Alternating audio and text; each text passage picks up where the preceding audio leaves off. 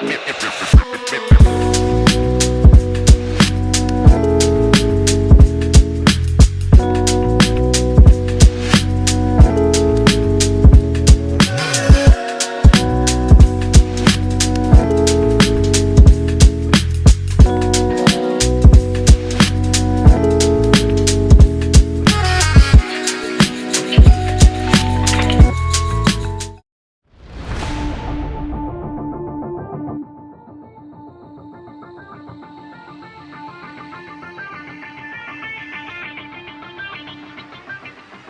are coming at you live this Sunnyside Summer Thursday. It's the CHGO Blackhawks Podcast. Visit sunnyside.shop for bright buys every day, including 50% off your first 3 online purchases. Enter promo code HICHGO at checkout to qualify.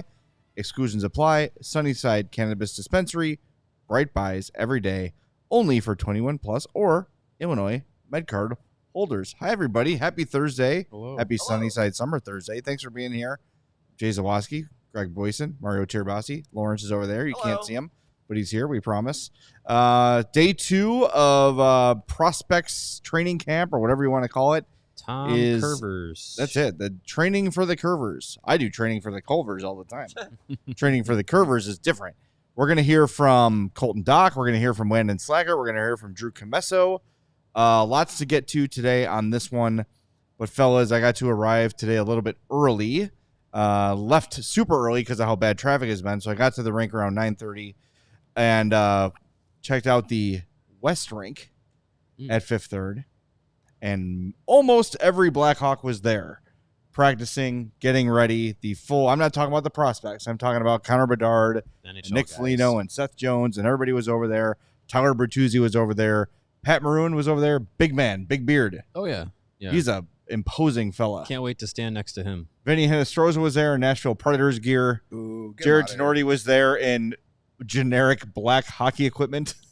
Oh, they got different teams to go bother. Yeah, so no it's Teuvo close. Teravainen. Well, Disappointing. his flight from Europe must not have landed yet. He doesn't have the fire and the passion. I guess not. got He's visa mailing it issues. in. That's why they traded him the first time. He don't give a shit. Get Bickle back. And shocking to no one, when the Hawks... So these guys were on the ice at like 9, I would guess, ish, give or take. Prospects start at 10. Wrap up around 11:15, 11:20. Walk back over there. There's one man on the ice. It's Connor Bedard, all by himself. And he was still there after noon. Because Go to your home. When media started is his with home. Colton Dach being brought up to the room, Bedard was still shooting. He was, because I got a phone call right before that I had to take.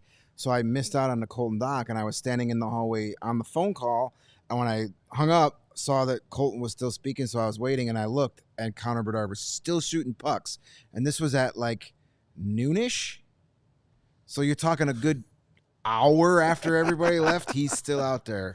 I mean, It's not a surprise. What else does he got to do? the fact he's probably been on that sheet of ice since the season ended in April. Yes, he's He not hasn't left. left yet. Yeah. But it's a thrill because he's out there by himself, and there was a handful of Blackhawk fans who came in for the rookie camp, and they were all over there. I mean, how often do you get to stand 20 feet away from one of the best players in the league shooting pucks? I mean, it's a cool experience for them. And that's who Connor Bedard is. I'm just gonna shoot pucks all day until they turn out the lights. Our friends at the Hockey Barn say Tenorti is still here. It's an informal. It's a non-team event. They're just all in town. He probably skating. He probably stayed in the city all summer. Yeah. But he's signed with Calgary now. So He'll head to Calgary next week He'll for be their heading training. west soon. Don't worry. He's not a Blackhawk. He's just west and hanging north. out with his buddies, practicing in non-official practices that have probably been going on for 3 weeks. And speaking of the Hockey Barn, we had this conversation today. Can you all just check the morning skate / practice schedule and then open for lunch just for the 3 of us? Yes. We'll and come then every day. Close again around 1:30. Yes. Like, just open from like noon to 1:30 for the 3 of us. So we don't have to keep going to Lana Del Rey Taco right there on Ogden. I mean, nothing wrong with that. No, it's very Good good stuff, but I'd rather have poutine and cheese curds. Exactly. So if you guys could just open for 90 minutes specifically for us. Just for the three of these guys. Please. Just for us, it'd be fantastic. We promise. How about this? You guys can bring me food, too. That's 4 people they'd be serving All right, at that's that time. fine. You know, we would if you ever brought us an Allegretti's donut. Wait, I will bring Allegretti's donuts. All right. But It's a fair trade. yeah. We'll bring you a Hockey Barn if you bring us Hockey donuts. Barn. You guys are only open 3 days a week now? Well, hockey season's Wow, here. They'll that'll be open more change often. in October. I hope so. But just post morning skate because the apparently the donut shop in Fifth Third Arena was a experiment that is. It's open once. I mean, it's still there, It is there. but I don't know. We'll have to see what the schedule looks like for that. a donut shop that for a year sells or 4 two. donuts and then closes after they've sold. It's those mysteriously said 4 Sans Donuts. That's like the old donut vault where they only had a certain amount of donuts and they'd keep you updated on Twitter back when Twitter was cool. And we only have 3 dozen of this one left. And Oh, get yeah. in line and All right, wait we and got wait. it. Confirmed. Catered lunch for you Nice. guys. Catered. Nice. All right, we'll be there next boy. week. Yes. Thanks, Hockey Barn. Woo, Hockey Barn. Go check them out on what is that? Ashland? Ogden, between Adams and Monroe. Yes. Yes. Check that out. Hopefully we'll be Hockey back there Barn's this great. year for a watch party of sorts. That'd be a lot of fun. 100%. We would love that. All right, so Cinnamon rolls. I didn't know on they to had the cinnamon rolls. sorry, something going on. No, just talking about Allegretti's. Sorry. Oh, okay, sorry. Back to the old puckaroo, as the kids say. Prospects today. As we said yesterday, there's not a ton you can glean from these drills they're doing and these. I don't know. I got hopeful that they were going to do a scrimmage when they kind of did a little bit of a conditioning skate. They all met in the middle, switched some jerseys, thinking, but no scrimmage. So I guess you'd say, as we did yesterday, the guys you expect to look like the best players have been the best players. Yeah, they did some power play work. And Frank Nazar was kind of playing that floater role, the roamer, whatever you want to call it, Yeah. bumper, whatever term you want to use. He was that guy. I tell you, he was getting some passes across the ice and through tight windows that were impressive. And again, I know it's rookie camp practice, and I'm sure he tries some of those passes in an NHL game. It's going the other way, but it's still good to see his confidence in his abilities, knowing that like I could get the puck through that tight window. We'll see if that carries over into preseason and hopefully regular season. I mean, he'll be playing regular season games somewhere, either here or Rockford. But it was good to see that. You know, as you said, Jade, you want to see the best players be the best players, and this weekend the Blackhawks have some guys who have full seasons of AHL experience, some guys that have NHL experience. They should go out there and dominate against 4th and 5th and 6th round picks that they're going to be playing You would against. hope. Now, the other two teams have some decent rosters. It's not like they're playing against complete stiffs. You know, I went by our buddy Corey Proman's rankings, so take this with a grain of salt. Who's their 14th best prospect? Look out for that guy. Rock Jordan Kyrou. Brett. But the Hawks were supposed. I just went through their top 10 prospects according to Corey Proman. The Blackhawks, of course, are the number 1 prospect pool. Yes. They were originally supposed to have 3 of their top 10 prospects, but now only 2, with Levshunov not playing. So you have Colton Dach and Ethan Del Mastro, and then you have Frank Nazar, who's 14th. The Wild, according to Corey Proman, are the number 10 ranked prospect pool, and they have 3 of their top 10 prospects. Caden Banneker, a 3rd-round pick from 2021, their 6th ranked prospect. Good name. Good hockey Number name. 8, Carson Lambros, defenseman, 1st-round pick in 2021. Both of those guys played much of last year in the AHL, so they should be like your Doc and Del Mastro. Yeah. They should be noticing. And they also have their 2024 2nd-round pick, Ryder Ritchie, who was from this year's draft. He's their 10th ranked prospect. He had 44 points and 47 goals in the WHL last year. And then the Blues have the 16th ranked prospect pool, according to Proman. They have the most of their top 10 prospects going this weekend, 4 of their top 10, including their top 2 prospects. Adam Jurasek, the defenseman they took in the 1st round this year, coming off Played in the AHL last year, right? Nope, he played in Czechia. Oh. Got hurt at the World Juniors, and miss the rest of the season. I'm thinking of somebody else.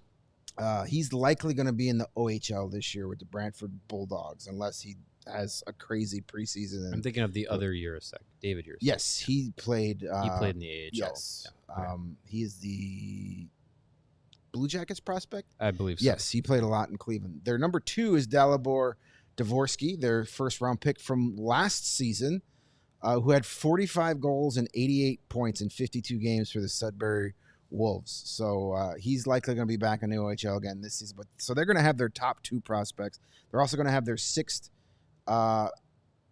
prospect, Adam Yeko, third-round pick from this past Big draft. kid. Yes, 6'5". Jesus. Big 6'5" forward. That's a huge bitch. Who had 23 points and 47 points in 47 games in WHL. And their 7th pick, Zach Bulduck, their first-round pick from 2021, who had 25 points in 50 AHL games and had 5 goals and 9 points in 25 NHL games last Heir season. to the ramen fortune, Bulldog? Yes. All right, good for him. Spicy beef bulldog ramen. There you go. That's the guy. But that's a guy that should go out there and dominate with 25 NHL You'd hope games. so, So yeah. it's not just the I know we know the Blackhawks prospects from top to bottom, and Yeah. some people in the fan base. Some think every single one of those draft picks is going to be NHL All-Stars. That's Yes. not going to be the case, but the Blues and Wild have some good prospects too. Yeah. So these should be good games, but a guy like Colton Dach and a guy like Ethan Del Mastro, Nolan Allen, Landon Slaggert, Ryder Rolston, those guys should be your best players. Yeah.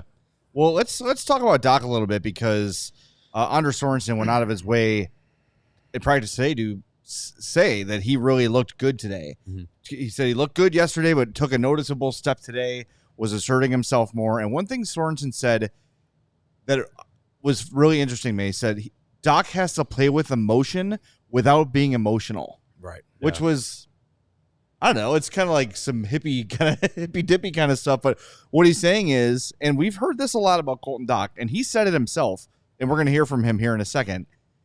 His biggest enemy, aside from injury, is consistency. Yeah. And I think he might be a guy who has a trouble getting the motor started every night and finding that fire and passion, or whatever you want to call it, to come out every game with the same amount of effort. And it's not to say that doesn't mean he's lazy. It doesn't mean anything like that.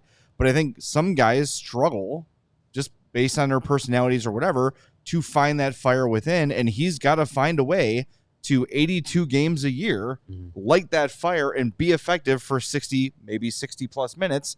And then when the game's over, calm it all down, ramp it down, go back to your normal self. But he's got to find it if he's going to be an NHL player. Yeah, I think, they're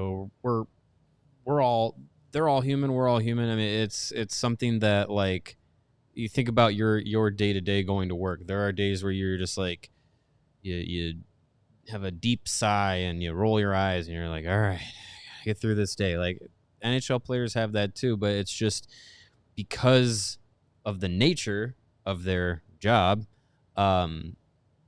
It's very evident when they have those days and when they're on. So, I mean, that's something that can be learned by a young player, especially, now it's his second year pro, and he has self-confidence that he himself is an NHL player. He talked about that today and wrote about it in the prospect notebook that you can find on ALLCITY.com. He believes in himself that he has proved he can play in the NHL, and he's willing and ready to do it again. And yeah, the consistency is a big part of it. And I'd say that all players can struggle with consistently turning it on and playing at a high level. But when you're also dealing with, for last year, for instance, his rookie AHL year, he had at least 2 or 3 different stints where he was hurt for, multiple games. So it's hard to find consistency when, you're also dealing with injuries and you're away from that, like, routine of going to practice, going to games, going to practice, working on things, putting them into practice during a game. It's hard to find that consistency. So for Doc, the more he can stay on the ice, I think that's half the battle with him is in his battle for consistency. It's just staying on the ice. All right, we're going to hear from Colton Dach here in a second on CHGO Blackhawks, but we want to remind everybody, just like Colton Dach has to choose to activate before the game, sometimes you need to choose chill because maybe you're a little overactivated. And when you do make the choice to choose chill, reach for a Coors Light. It is a perfect complement to those times you choose chill. Those mountains turn blue. You know you've got your Coors Light, the perfect temperature. And the bluer it gets, the colder it is. And that's amazing because especially in this false fall we're living in now, it is not cool out. And you need a nice cold beer, and there's nothing better than a Coors Light. It is cold lagered, cold filtered, and cold packaged for a smoother finish. So when you embrace a chill mindset, it's a good time to choose chill and crack open a Coors Light. It is crisp and refreshing as the Colorado Rockies make the most out of the times you choose to chill. Choose Coors Light. Get it delivered straight to your door with Instacart by going to CoorsLight.com/CHGO Hockey. Celebrate responsibly. Coors Brewing Company, Golden, Colorado.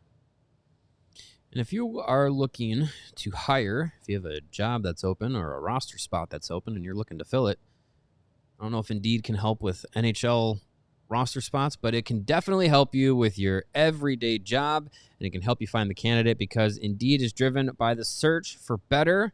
When it comes to hiring, the best way to search for a candidate isn't just to search, but rather to match, and to match with Indeed.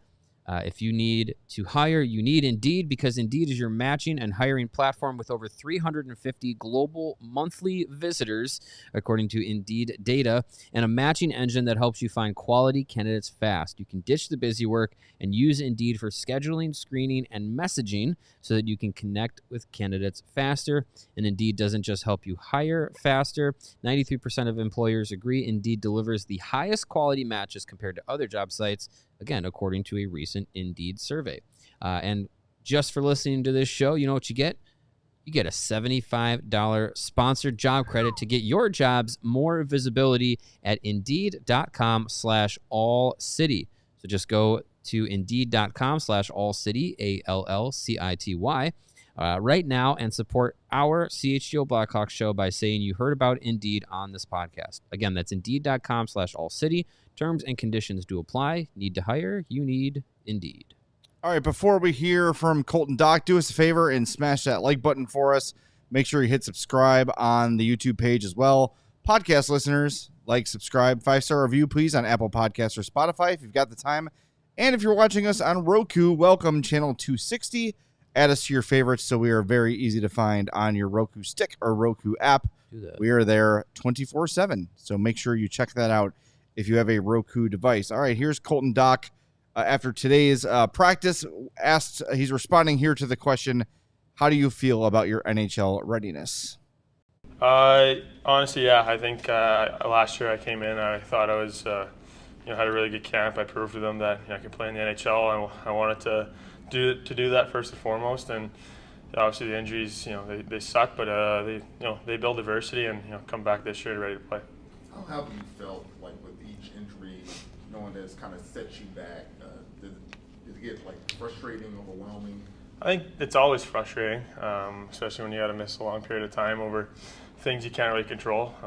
But in the end, it's there's a path that's going to be for me, and I just got to take that one step at a time. And with those injuries, it allows me to work on little areas of my game that need to improve. So, I took that time to try and improve my game. How would you assess last season as far as when you were on the ice? I think there's some ups and downs. I think I showed a lot of my potential, and I think there's times where my consistency in the game could be a lot better. And I think that's one of the things I wanted to work on the last few years, and just going to take that each year and try and improve. It seemed like the fall stretch after you came back from the first injury in November, December was some of your strongest hockey. Is that kind of what you're going to try to replicate this year? Yeah. I think I was, I came to camp with the mindset of making the team last year, and it did sting a little bit, getting that phone call. But I think that's just got to be my mindset.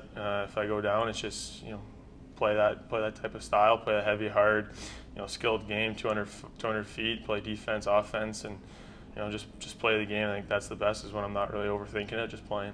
Is there anything specific you worked on this summer on the ice?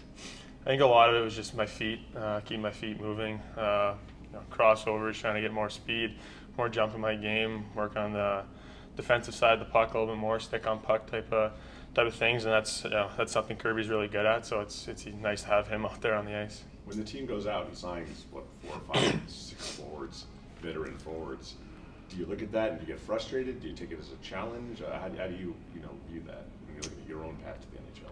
Yeah, I don't know. Like I said, I grew up with Kirby, and he was always the older guy, and I always challenged myself to beat him every time we would do something. So I just kind of look at it that way. Like I'm, going in here and trying to earn a spot, take a job, and that's what I'm going to do. Do you have to look at it? It has to be a meritocracy. It can't be contract based. If you just force their hand, then you're in. I don't know. I just want to come here and give my 110% effort every single time, and prove to them that I've earned a spot. Do you feel like you have a more of a grasp on what kind of style you have, what your role will be in the lineup? Yeah, I think I know the player I can be. I think I know the player I can be in the NHL. I think I showed a glimpse of it in the AHL last year, and that's just the game I need to play 100% of the time and to stay up here. How's Kirby doing? Curb's doing good. Yeah, he's excited for camp. I think they did some fitness testing yesterday, so he's pretty excited to get back into the swing of things and on the ice. How have you seen the prospect pool evolve? Sorry.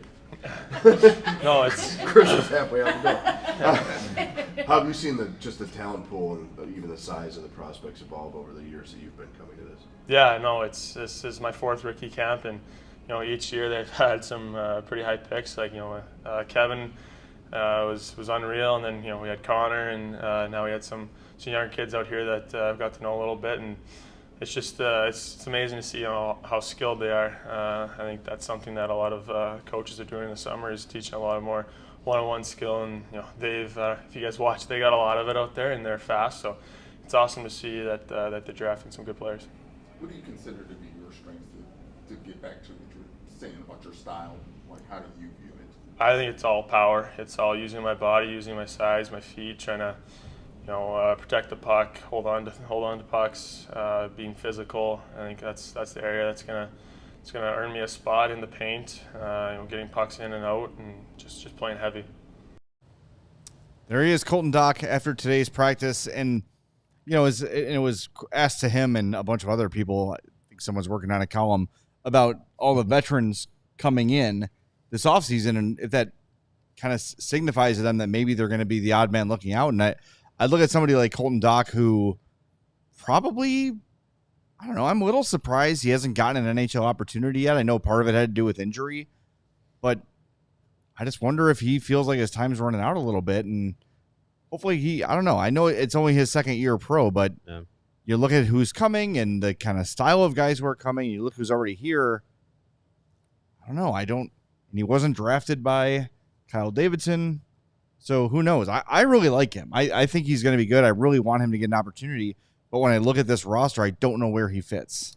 I mean, they don't really have a ton of power forwards in their prospect pool that is got the maybe a little bit of an opportunity that could crack into a top 6 role. I mean, they have some bigger power forward players that you would say, oh, they're probably 4th line guys.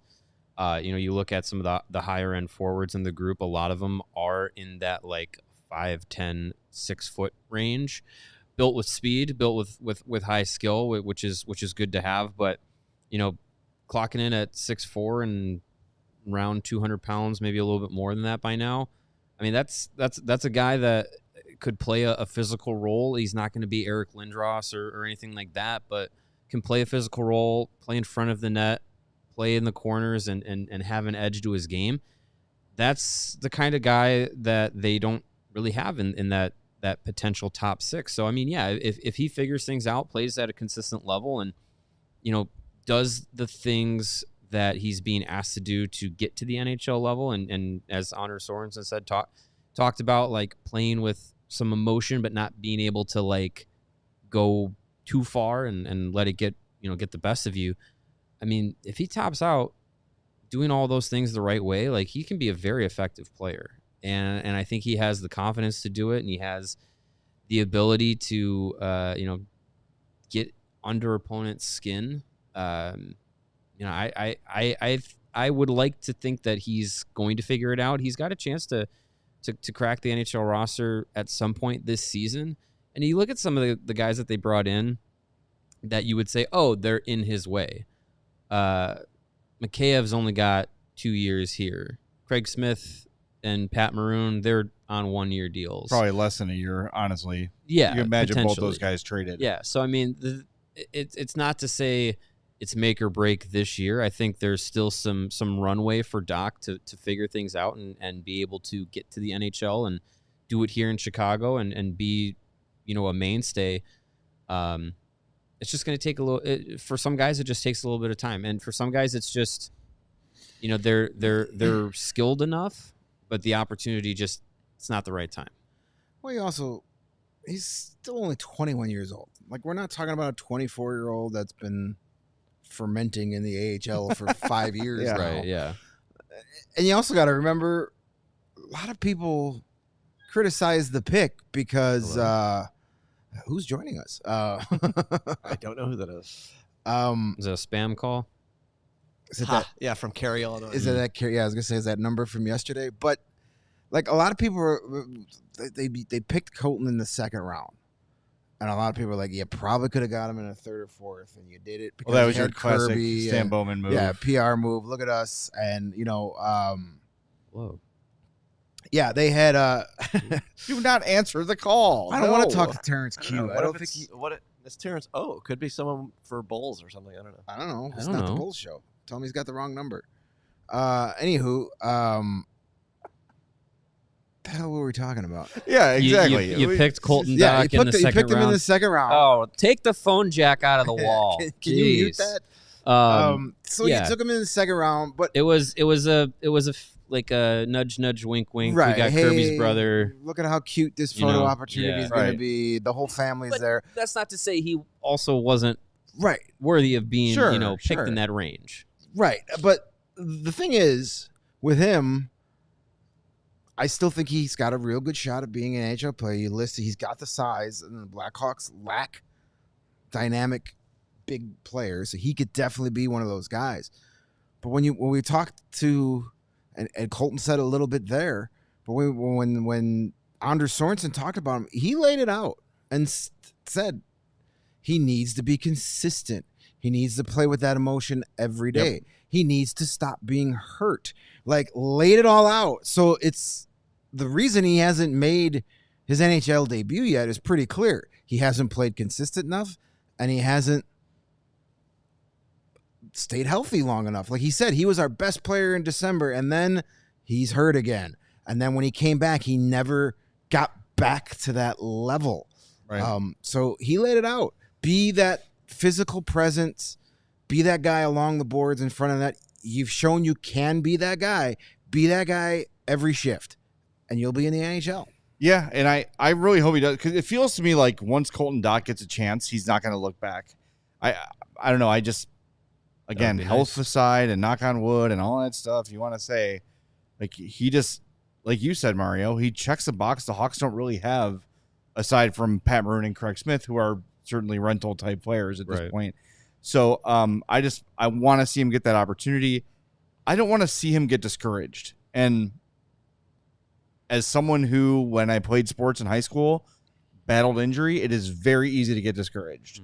I missed 3 weeks of training camp with a busted up knee, came back and separated my shoulder in the first practice. It sucks.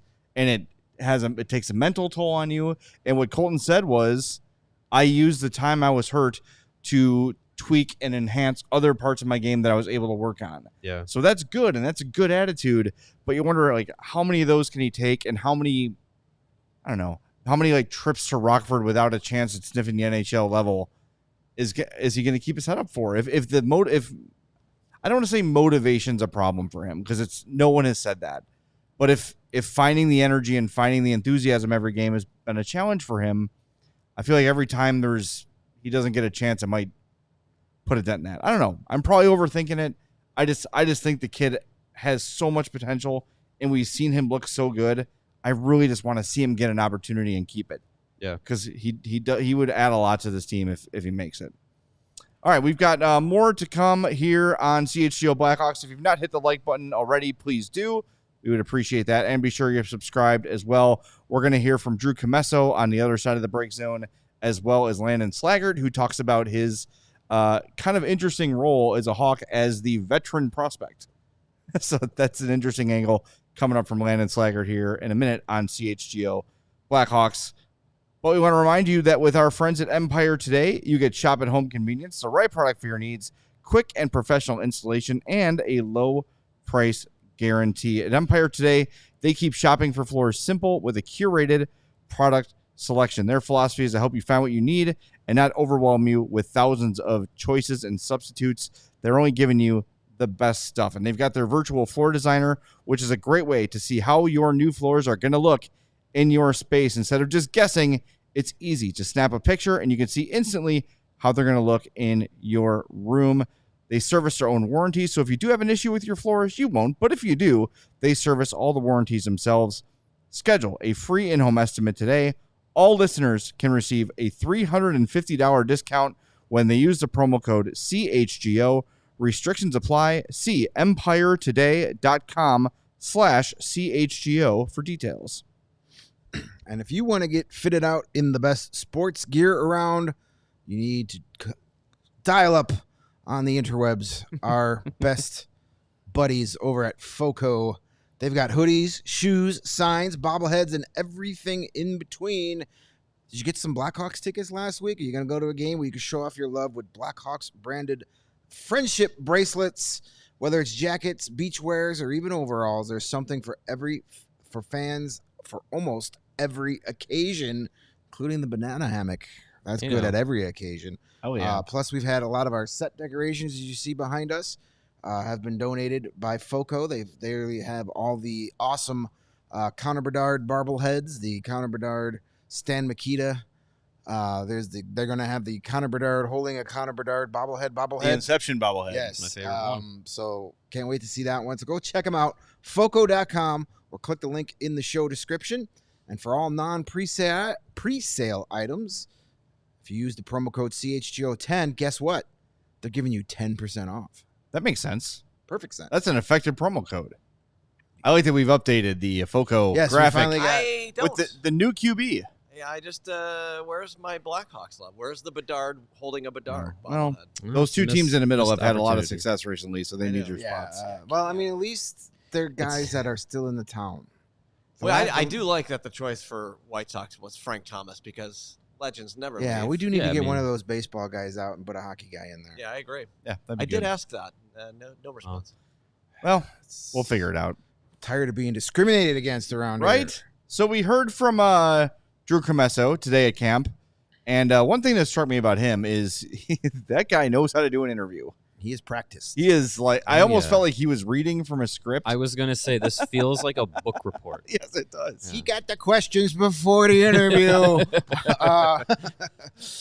Him and Anders Sorensen were in the same fraternity. Drew Commesso is definitely a guy who has spent a lot of time in front of the bathroom mirror rehearsing interviews. Mhm. Definitely. And it's Sure, good. Sure.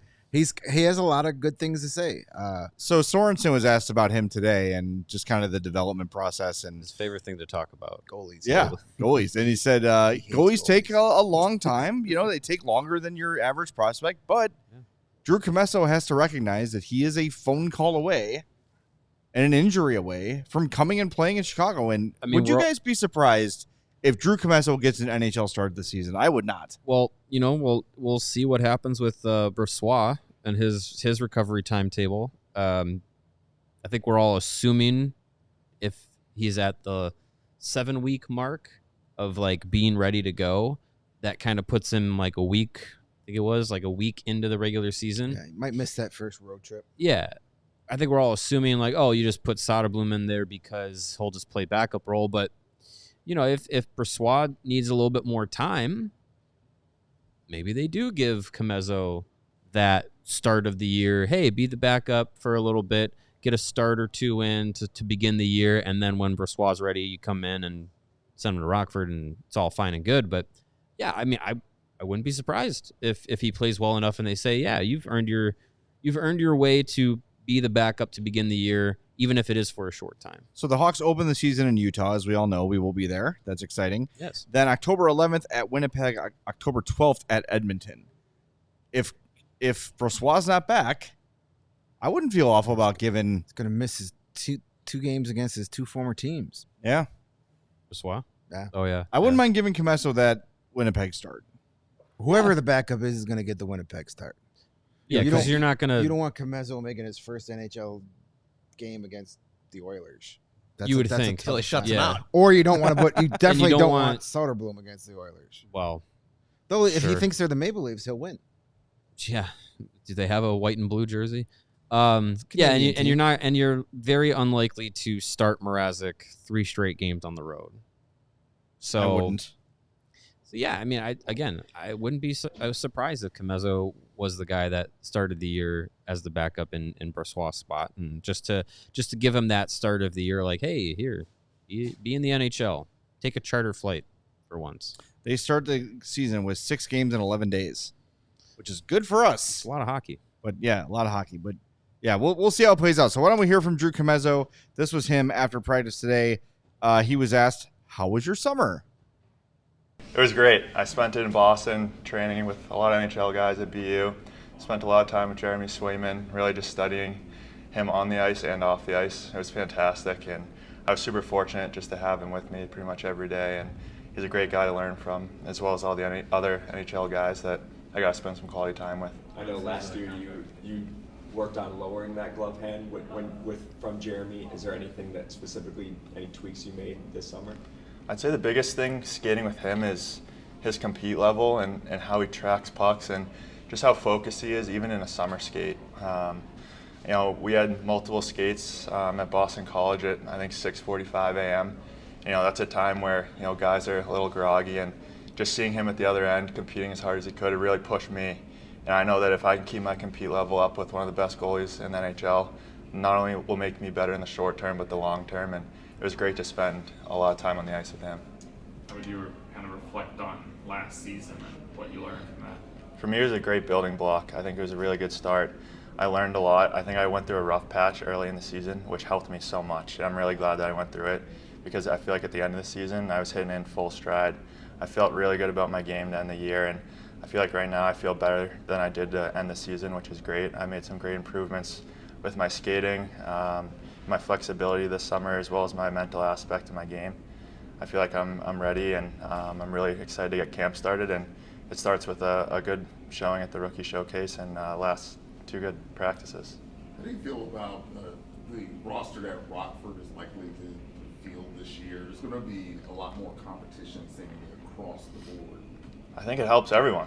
We have a lot of young prospects. It's going to help everyone compete every single day, and that's what you want. You want everyone pushing each other to get better, and you want guys with great compete level and really tenacious, not only in the games but in practice and off the ice too. And I know that's one thing that we're really building here is culture. I know in Rockford we'll have a lot of new guys, and it's our responsibility as returning players as well as some of the veterans to instill a great culture and really push each other every single day to get better. The path to the NHL for goalies is traditionally longer than for a lot of other players. You're, 4 years removed now from your draft year. Do you start to get impatient, or are you able to keep the big picture in mind?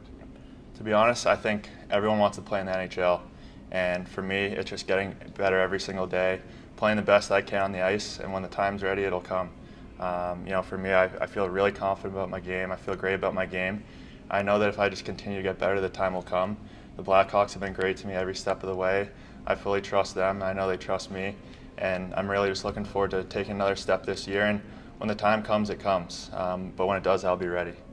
Did they give you like a timeline of what they want to see? Like, did they kind of lay out the process to you making it to the NHL level? Not too much. I think they let me develop, and I think Matt Smith does an incredible job with me and just keeping me grounded. And one thing I really kind of pride myself in, especially towards the end of last year, is staying present and not looking too far ahead. Because at the end of the day, looking too far ahead, it doesn't really matter too much. What matters is where you are and your compete level and your attitude that you bring to the rink every day. And that's one thing that I'm going to really focus on this year is just staying present. You know, no matter where I'm playing, I'll be fortunate. I'll be grateful, and every single day I'm at the rink, I'm going to bring my best.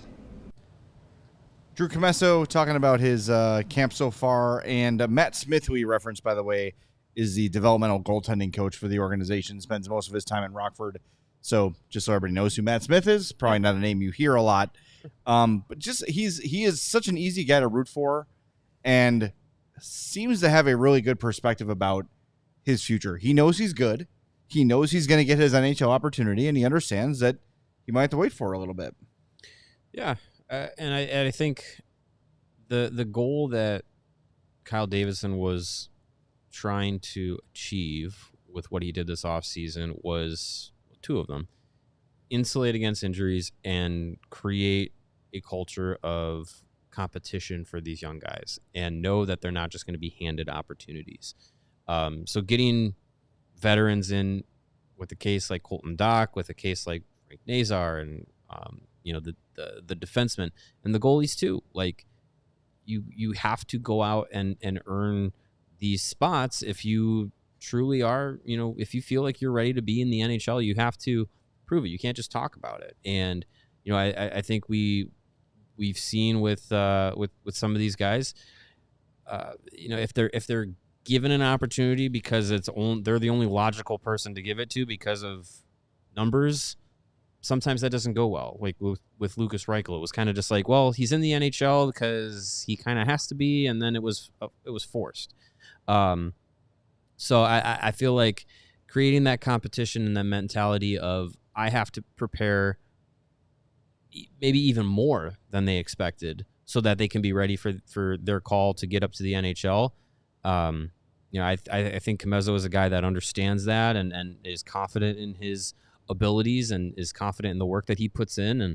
And I think he knows that, it's with goalies, there's only so many spots. So if there's an injury, like Brossoit right now, but if there's an injury down the road in the season, he knows he has to be ready for an opportunity to be called up to the NHL. And it just creates that like mentality of like always being prepared and being ready for when you get an opportunity to play in the NHL and to not, let it go by.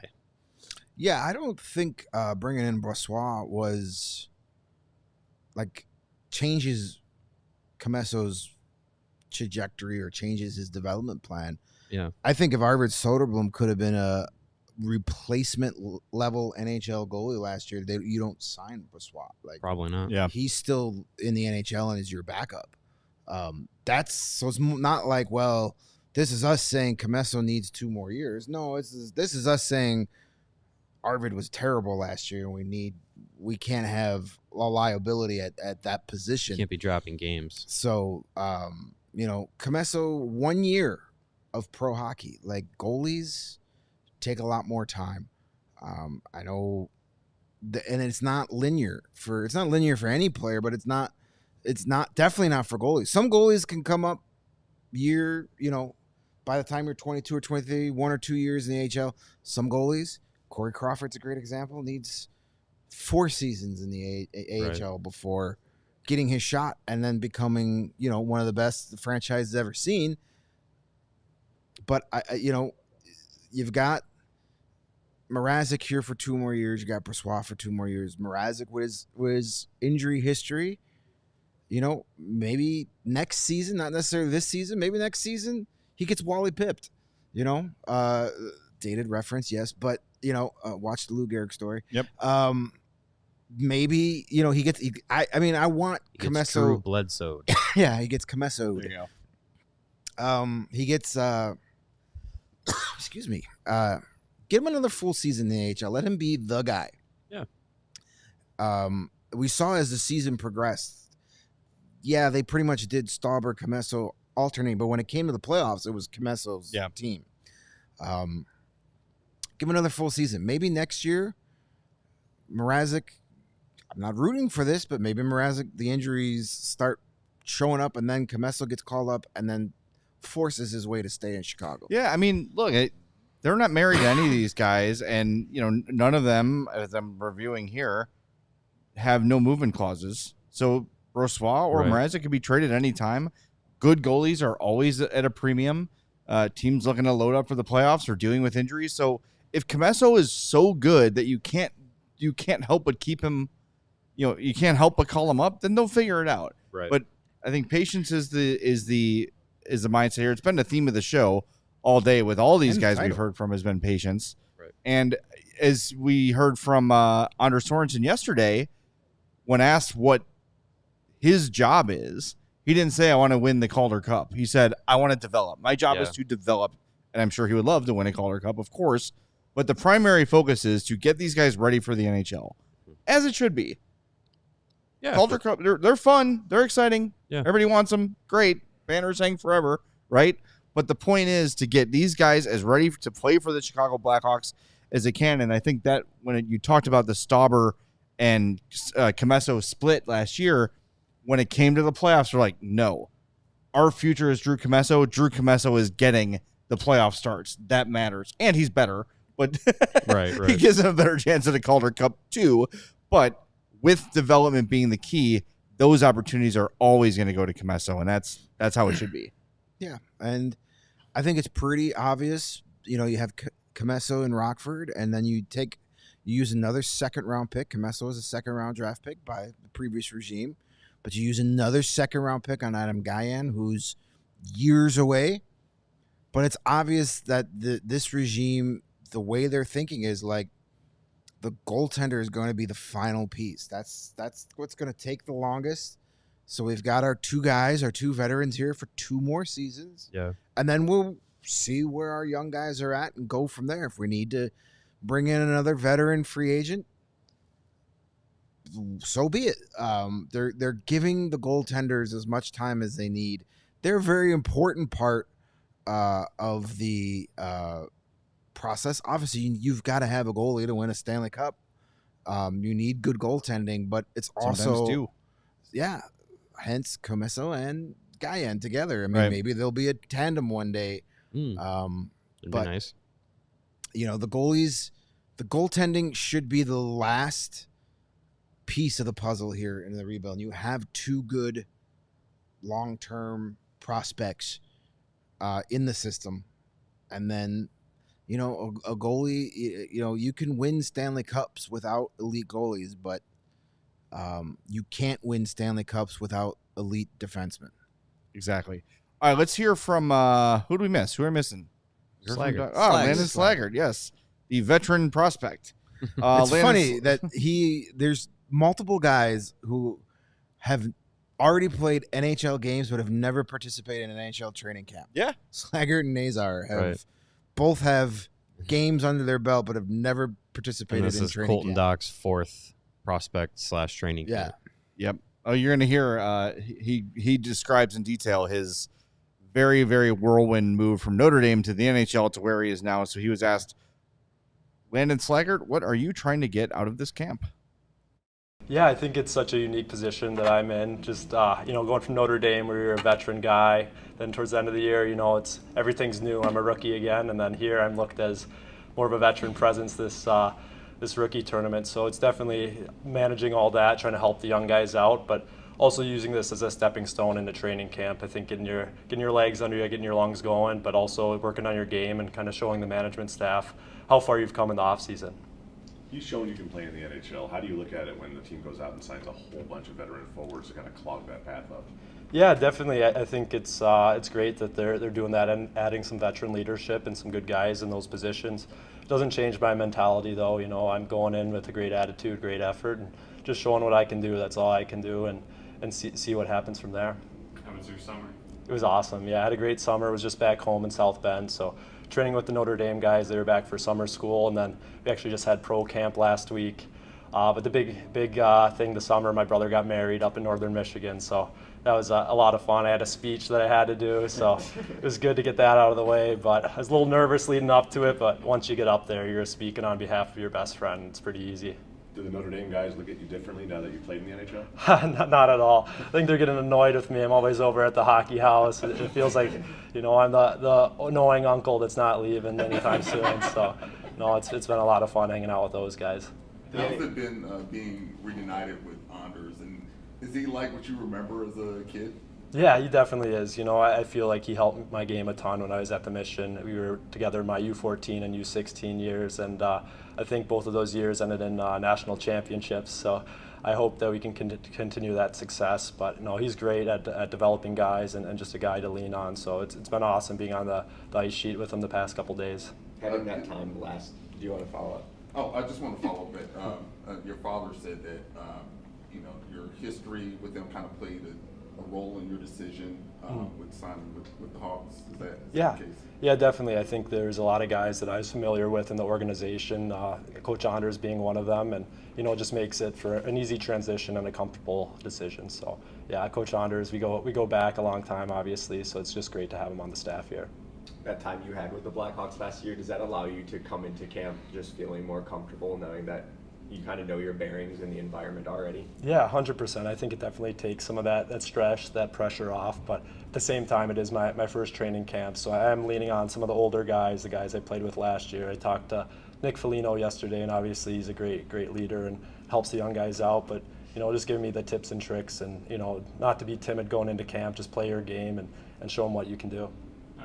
I think you mentioned at the end of last season that you were going to work on kind of some puck possession stuff and just protecting it and being deceptive and that sort of thing over the summer. Is that something you did and you feel like you've made improvements with? Yeah, definitely. I talked to the player development staff here quite a bit, definitely with Brian Kane, and low play was a big emphasis this offseason. So I think going into, working on different things in practice back home, and that was a big focal point with me and my brothers and the Notre Dame guys, just how can we create these reps where you're leaning on guys, creating pressure down low, and I think I've noticed some improvement there, and I hope it translates out here. You guys realize how many of you have talked to Foligno? Yeah. Oh, I'm sure it's everyone. I mean, he's an open book. He does what he can to help the organization, so it's awesome just having him in the room. What was the biggest aspect of your experience in the NHL that influenced how you worked out this summer? Yeah, I think it just kind of creates a roadmap for you. Like we said, the low play, just different things that I found some areas in my game that I thought I could improve on and really make me a guy that can stick in the NHL. So I think that just focusing on those, but also, like we said, just the pressure coming into camp, I think it takes those nerves off and it really allows me to play my game. Landon Slaggert. I like him. I like him. Gee, I wonder why. Well, I mean, aside from the fact that he's a Notre Dame guy, he just seems like a really good, genuine dude. Yeah. Yeah, he's a good kid. Good head on his shoulders, smart. You could tell that when he talks, he's not just trying to quickly get out as many cliches as he can so he can get the hell out of there. Win the contest. He has real thoughts. He's one of those guys that, like, you talk to and then you're like, how are you a hockey player? Yeah. You're way too nice. Right. To be on the ice, getting into the scrums, and like the one guy that I always was amazed was Jack Jury. Talking to Jack Jury, who's now with the Hurricanes, but when he was with the Chicago Wolves, like the most quiet, nicest kid you ever met. And I was like, how are you the guy that 10 minutes before I talked to you got a misconduct because you slashed a guy in the face and then laughed about it on the bench? How are you that same guy? It's pretty crazy how these guys have their on and off. Well, that's going back to Colton Dach. That's what Anders is talking about. It's being able to find that game face, if you want to use a cliche, and be able to be a different guy on the ice or on the field or on the court or whatever you want to say. You got to find it. And Slaggert is a guy who no one would watch him play and say that guy plays nice on the ice. He's not dirty. He's not Tom Wilson or Dino Ciccarelli, but he plays a physical brand of hockey. And going back to what he was saying, I like the fact that a lot of guys are asked like specifically what they worked on. And of course they're all given like, okay, hey, this offseason we would like you to work on the following things. Slaggert flat out said it. I got to be better down low. I got to be stronger on the boards. Yeah. That's a message delivered from the development team. And to see a kid say, I got that message, I went and worked on it, maybe we'll see. Hopefully we see an improvement. Not that it was a huge problem for him, but maybe they're seeing that as like the last piece of the puzzle to decide whether or not he's on the NHL team game one. Well, yeah, and I think like with guys like Slaggert and Colton Dach, like they are through their development path, they're used to being like go-to options, right? Like Slaggert put up 20 goals this year or this past season in the NCAA. Colton Dach has been a high point producer in juniors before coming to Rockford. But what's going to make them stick in professional hockey at the AHL and then NHL levels are, they're going to be the hard work guys. They're going to be the physical guys, the energy guys. And a lot of that is going to be done, below the goal line, in the corners, puck, retrieving pucks. Like Slaggert's a fast guy. He's a high motor guy. He's not going to be a 20, 30 goal scorer in the NHL. If I'm wrong, wonderful. But I don't think that that's going to be where his NHL checks are going to come from, his paychecks. They're going to come from being, using his speed. Probably a good path for him is like get really comfortable, like using that speed and that high motor to kill penalties, because that's going to be a route for him to go. A lot of those guys that are really good in juniors and in college and development that are kind of in the middle of that pack where they don't have that high end talent that we're like, oh yeah, that scoring ability, those hands, the way you see the game, that's going to translate to the NHL. That's going to be your ticket. A lot of those guys become third and fourth liners, penalty killers, energy players. So I feel like a guy like Colton Dach, a guy like Landon Slaggert, they have to tap into those sides of their game once they get to this point. And I think with Slaggert, like when you're at Notre Dame, yeah, you're top six go-to guy. You're going to be playing on the power play.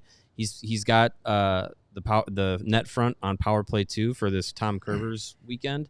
Be interesting to see how him and Dach both are in those positions on the power play units, how they work in those roles, see how many times they get an opportunity to do it, but how they work in those roles, because if they can play that style around the net, below the net in the corners, and they can be effective amongst their peers, that's a good step moving forward to making it translate to the professional levels. Yeah, that's something we talk about often just as we evaluate NHL players and prospects is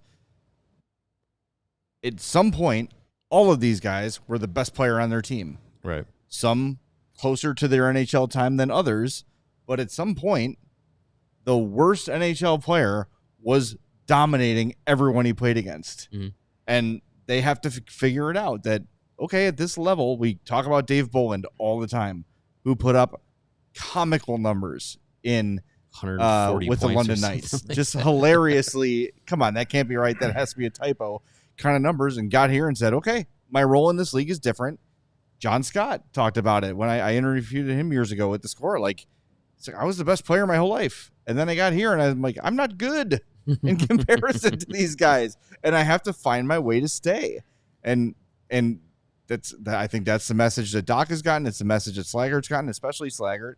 And I think the sooner you embrace that mindset and adapt the way you play, the better off you're going to be in catching the eyes of the coaches. And even if you don't make it right away, after making those adjustments, at least the coaches can and development people can see it and say, okay, clearly this kid understands what we want from him. Clearly he's done the work to make the changes in his game to become what we need him to be at the NHL level, and check that box, right? Cooperative, coachable, etc. All those things that could be the difference between, hey, I'm deciding between these two. This guy gets the message. This guy's coachable. He's the one that's staying. Yeah, and I think the most recent example of that type of player is Mackenzie Entwistle. He was an offensive player in juniors and kind of brought in as a top, thought to be that kind of player, gets to the AHL and completely changes his way he plays. And then he got to spend some time, 2 full seasons essentially in the NHL, and did enough to earn a contract from the reigning Stanley Cup champions. So, I mean, that's a guy that learned early, hey, I got to be a different type of player here if I'm going to survive. So the quicker some of those guys get that message, the better their chances to succeed is. In Dave Bolland's final year in the OHL, 05-06 with the London Knights, he had 130 points and 57 goals in 59 games. He never scored 20 in the NHL. Didn't have to. That's crazy. I love Dave Bolland. Me too. Who doesn't? All right, we're back tomorrow, same time. No practice tomorrow. They are on their way to St. Louis for the Tom Kurvers. Game tomorrow night. Yeah, game tomorrow night. Look for that on the Hawks YouTube channel. I'm sure on all their socials they'll be throwing it out. And then training camp starts next week. It is free, but you will need tickets. So keep an eye on the Hawks website for that, on how to get them. Again, you don't have to pay for the tickets. You just have to. They have so many spots open. Have to reserve it. Make sure you go to ChicagoBlackhawks.com and reserve your ticket if you're going to come to practice. With that, we'll talk to everybody tomorrow. We appreciate you being here. Hit that like button on the way out. Talk to you 2:30 on the CHGO Blackhawks Podcast. We all silly like the mayor.